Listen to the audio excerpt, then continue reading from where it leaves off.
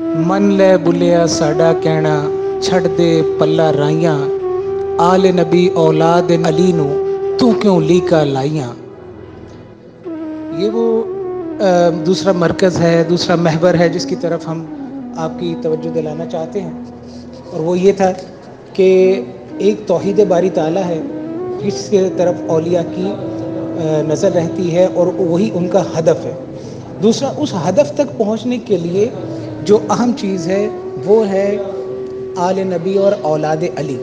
یہ وہ ذریعہ ہے اور فقط یہی ذریعہ ہے کہ جن تک اگر ہم ان کا دامن پکڑیں گے تو ہی ہم پروردگار تک پہنچیں گے.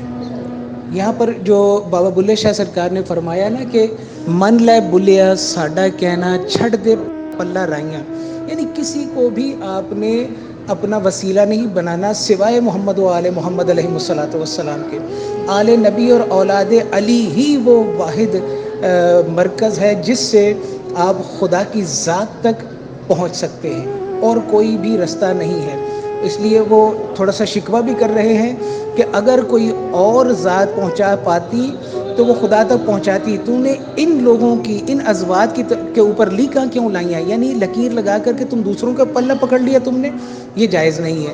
فقط آل نبی اور اولاد علی علیہ الصلوۃ والسلام ہی خدا تک پہنچنے کا واحد ذریعہ ہے.